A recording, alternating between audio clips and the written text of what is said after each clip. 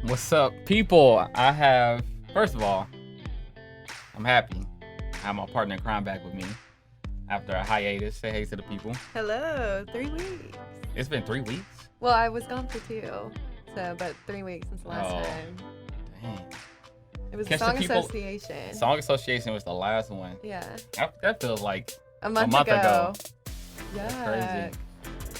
This is what we say this on the podcast all the time. This is the longest, shortest year. Oh, the longest. Yep, facts. The longest, shortest year in history. Yes.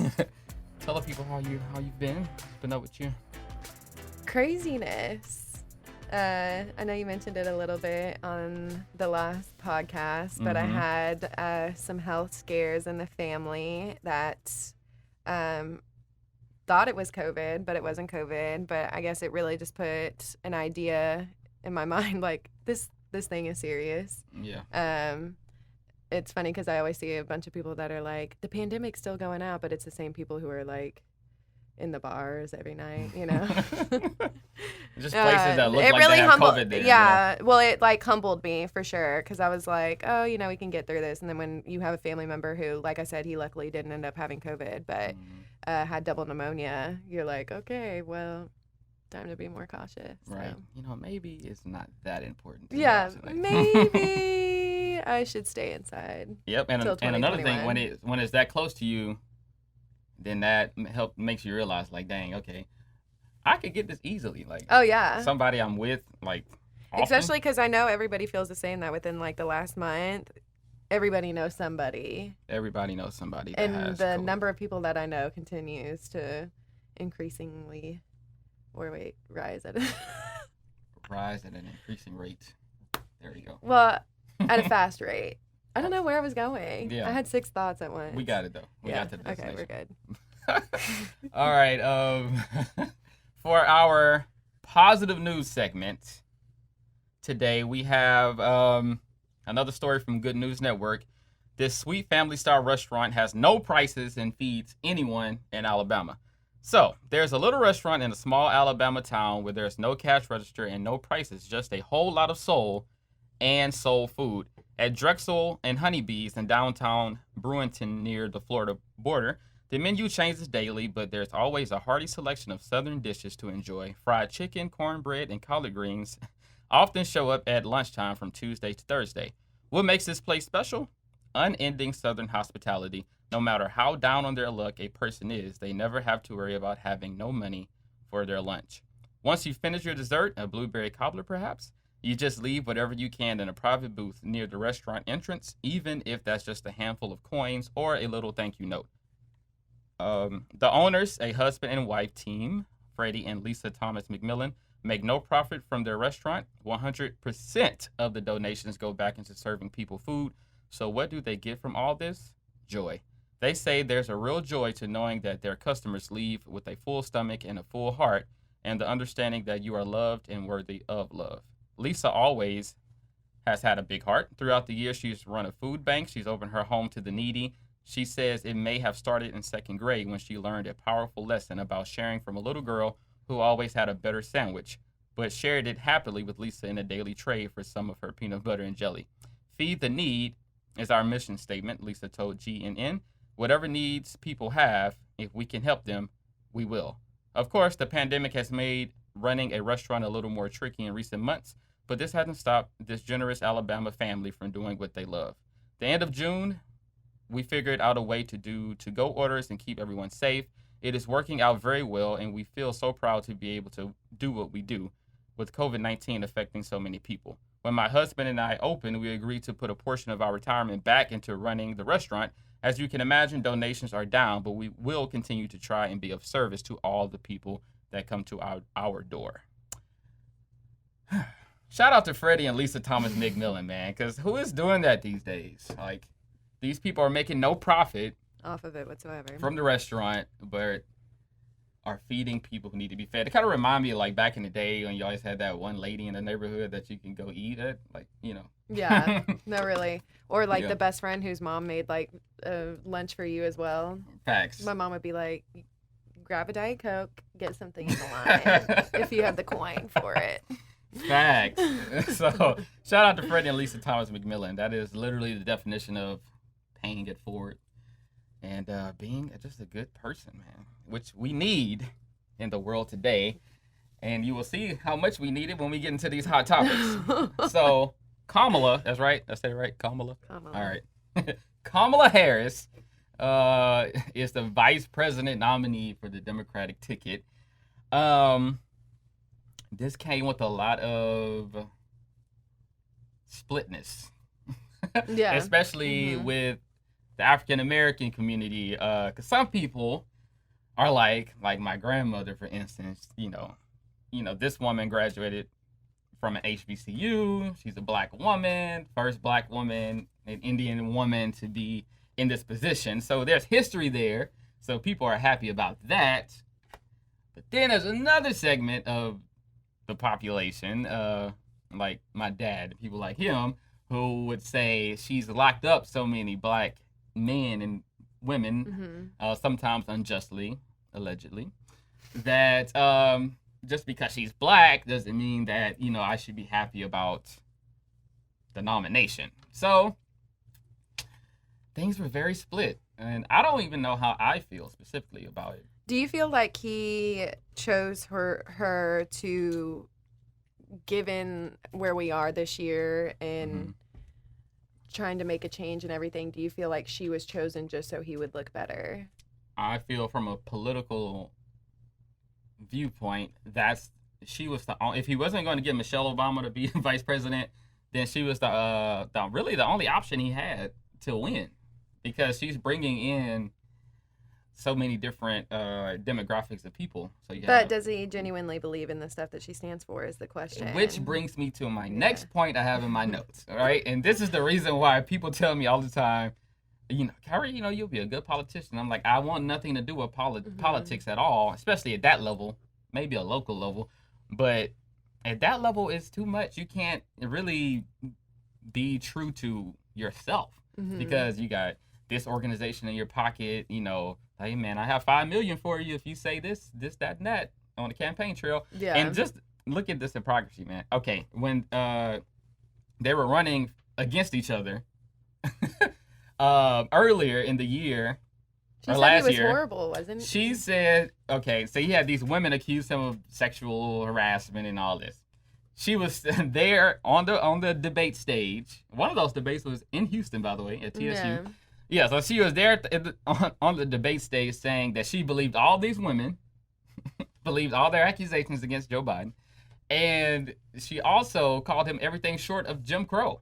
So I'm like, how do you go from, like, this guy is a pervert and a racist to being his right hand? Yeah, I'm his right-hand woman now. Yeah. Like, how do you make that transition? I don't know. And then I don't know too much on Tulsi Gabbard, but I did see the debate between her and Kamala, and she ripped her to shreds. Did you see that one? I didn't see that. And she was basically pointing out the things that you had said before, that she had, you know, wrongfully imprisoned a bunch of people, and she really had nothing to say for it. So it just is like, I don't know. I feel the closer we get to November, the scarier everything is. So you remember last election? Everybody was like, you know, picking the lesser evil. Yeah. Do you feel like it's even more amplified this time than it was when it was Hillary versus Trump? I don't know. Because you have two people now. Before it was just Hillary, like, you know, but now it's like Biden as far as like and Harris. No, and I really do feel like a lot of people who are against Trump thought that Joe Biden was the ticket to at least try and get Trump out, and then they added her on top of it. And now you know that they're sitting there thinking, okay, come on. Really? Give us a chance. It's really, and I said this in past podcasts too, is like the kind of like discouraging the fact that we are in 2020, right? Yeah. We're supposed to be this great nation. We have all these bright people in America, and this is our options. Yeah. Trump, Joe Biden, and Mike Pence, Kamala Harris. These are our options. Yeah. It's scary.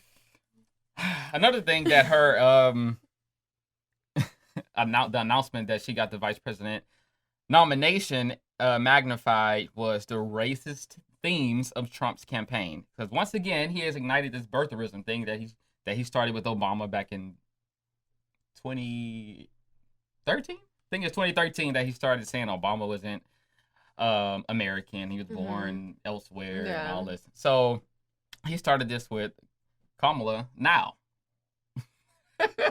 He started it all over again. And I posted, I don't know if you saw it on Facebook, and I was like, if you were black and you got close to the presidency, what would be your birther story? And I said mine would be that my dad played football in Canada. So I was kidnapped from Canada. And my last name changed on my birth certificate, so that's something there. Yeah. Who's this guy with this exotic name? Kyrie Nouveau. Oh my. They definitely would be looking into me and saying, "Oh, he's not from here." He's I don't know. It's kind of like this isn't really. I mean, he's just pulling everything out, but it's frustrating because given like the environment that we are in right now with everything going on, it was like within an hour that they had announced her as VP, that he had all these, social media packages across all platforms, just talking, a load of crap. And it's like, where was the urgency and the timeliness for COVID? And he seems to have no time for COVID. No. At all. Or doing the right thing with, all the protests and stuff like that. Yeah, so. He just puts fuel to the fire. And that's what I'm sitting here listening to this guy, an older white male, say, because there was the basketball game on the TV, and they had the Black Lives Matter on the court and on T-shirts and all that. And so he was like, "Oh, cut this off! I can't do with this with all this. They're trying to." That's how you sound. You got kind of. That was like, horrible. No, that's how you sound. You got to rasp like, I can't. That's how I'm serious. That's how he talks. He's like, I can't do this. Turn this off because they're trying to divide the country. And he is like a Trump supporter. So I'm like, all these Trump people saying like, the media, all this propaganda, Black Lives Matter propaganda is dividing the country. And I'm like, how can you say that when you support who you support? Because there's been the more divisive president in the history of the United States than President Trump. Yeah. Period.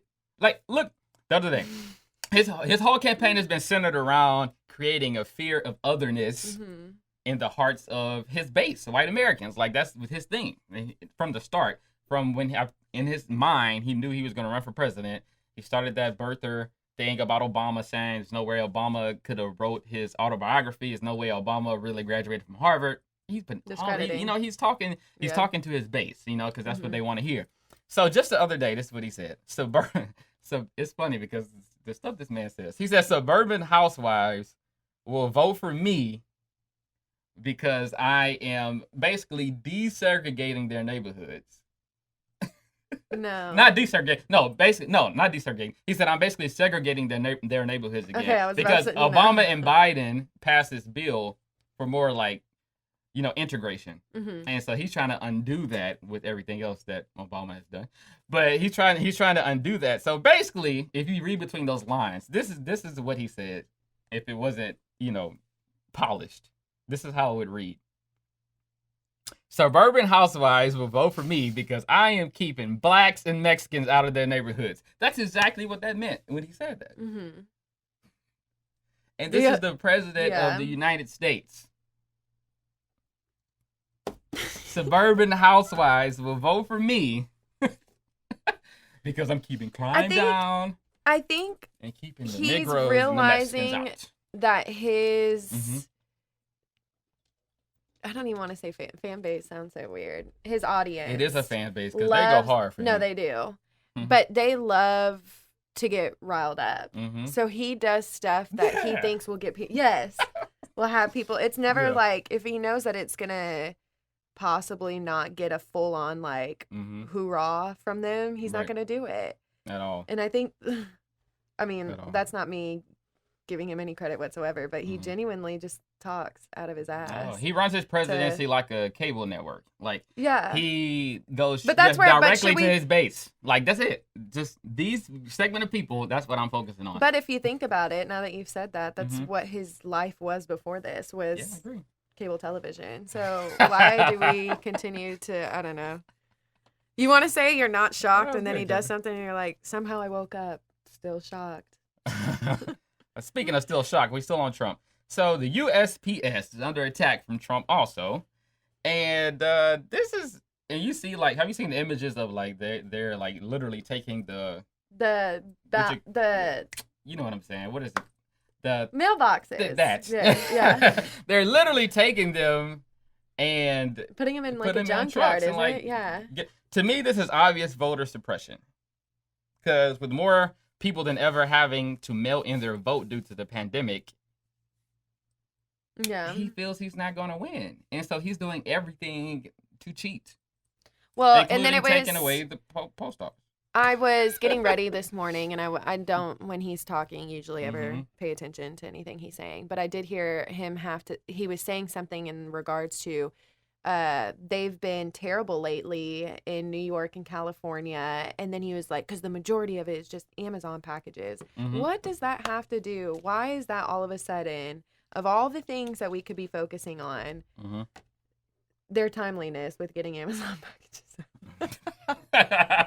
You know what I'm saying? Like, Oh, did of you see all this things. is kind of going off topic, but did you see the shower head thing? No, So No. he's trying to I don't even want to know. like regulate shower heads because he doesn't like how the water falls on him. No. I swear to God, you can look this up. This is not fake news.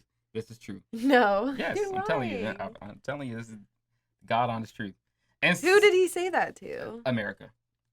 Like in a press Some conference? reporter, yes, dead Wow. serious. Like, this man is something. Wow. Saturday, the postal office they said they can't even guarantee timely returns on mail ballots. So, in 32 states as of now, will not accept ballots that come in after Election Day. Yeah, because wasn't it like even if you turned it in today, it still isn't guaranteed to Yeah. be counted? It's crazy. Yeah. Let me say this: Trump is what everybody thought Obama would be. Not everybody. What But a majority. segment of the country Yeah. thought Obama would be. Say you got a black president. Just think about this. If you said Obama's resume and Trump's resume right next to each other, you knew nothing about the man behind them, right? Mhm. So one, Obama's would read,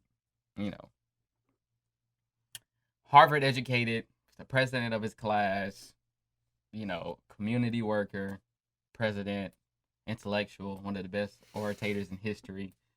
8 years of presidency, no scandals. That's Obama's record. One wife, 2 kids, same parents, and a cute little dog.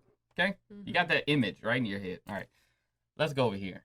Have Trump, trust fund baby, accused of grabbing, not even accused of, said he grabbed women by the vaginas, has about 3 or 4 baby mamas. Does he really? Yeah, he does. Says his daughter was a hot piece of ass. I really don't pay attention to him at all. Yeah, he does. This I is all didn't Trump.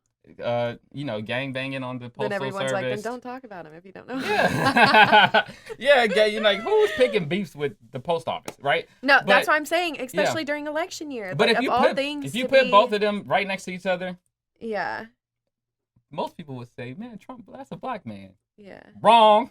No, well, I would be No. curious now, Mhm. and it was kind of a conversation that was on your Facebook, Mm-hmm. if we did the same with Bush and Trump's resume. If people, I mean, because Trump you is know, so bad, he makes Bush look great. I was going to say Bush was ripped to shreds. He was. It was not even a portion of what Trump was. At all. Ripped to shreds. Yes. Even years later. Rap songs made about him and everything. Kanye West. Yeah. George Bush does not care about black people. Which is so weird. And now because Kanye West does not care. I'm playing. Well, no. Yeah. But No. that's so weird that he wasn't for Bush, but he was for Trump. Right. That's a whole nother conversation. Ooh. Next week. Yeah, right. He wasn't in the sunken place yet. That's why. But, okay. All right. I want to read, speaking of Obama, I want to read this quote from Barack Obama on this USPS drama. Everyone depends on the USPS, seniors for their Social Security, veterans for their prescriptions, small businesses trying to keep their doors open. They can't be collateral damage for an administration more concerned with suppressing the vote than suppressing a virus. Bam. That's presidential. Damn it. All right, so I think we got a little time. We got 5 minutes. All right, so I want to get into this WAP controversy a little bit. Now, the men are mad about Megan Thee Stallion and Cardi B. Such suggestive lyrics. Yeah. What do you think about that? I think it's ridiculous and they should shut their mouths. Number one song in the country as of today, by the way. Let's talk about CeeLo Green. Mhm. Had the audacity to open his mouth on the topic, given that he made a song that says, yeah, F you over and over, F you and F her too. Right. And then he had also drugged a date before. So how are you going to say anything about, I don't know, I just, it's okay when men make songs about that type of stuff. Using the same type of language. I'm not even going to say the lyrics, but Pimp C has this is not no diss to Pimp, because, it's UGK for life. But Pimp has this verse where he's talking about a pregnant woman. That's all I'm going to say. I'm not going to say the verse on here, but it's very disgusting. Yeah. But we don't even bat an eye at it and be like, it's just because now it's coming from a woman or two women at this point. It's like, and what do people expect from a Megan Thee Stallion and Cardi B record? Especially Cardi B. Yeah. And Megan has always been that way with all of her songs. It's always kind of been like her more dominant than whatever male is prominent in the songs that she talks about. Right. So it's just like you said, what were they expecting? But I just find it funny that men are the ones that are the most upset about it, talking about that's not a role model. Well, why don't you be a role model, sir? Right. Like, who said that we were inclined to naturally be the only role models in somebody's life? Right. And then, I know some people feel like celebrities and artists feel like they didn't sign up for their role, even though I would argue kind of against that. Yeah. But at the same time, you do have to raise your own children. Yeah. So, if I had a child, they probably wouldn't see that video until they were grown. Mm-hmm. Just because I run my household. Yeah. And I don't even know too much if it's the music video but that's bad. That's my young kids, because I'm not naive. Like, kids go to school, they you know what I mean? But you just got to raise your kids at home and just trust that you raised them good enough to where they won't go outside of what you raised them to do. And sing WAP. Period. To friends at daycare. Yep. But I have been WAP still stands for worship and praise anyway. Yeah, or waffles and pizza. Or that. Whichever. We can't use pizza anymore because. Okay, waffles and pancakes. There it is. Bam. That'll be the Kids Bop. Right, Kids Bop version. When somebody was like, "There's some chores in the house." There's some chores. Oh man. But yeah, shout out to Cardi and Meg, man. They got the #1 record in the country as I also of today. Want to talk about that, emphasize it real quick because I saw a tweet about it. Let's also give props to Megan Thee Stallion for literally getting shot in the foot, taking her time to heal, and then coming back full force. Full force. Another #1 record. Yeah. That's 2 for her this year, I think. We'd love to see it.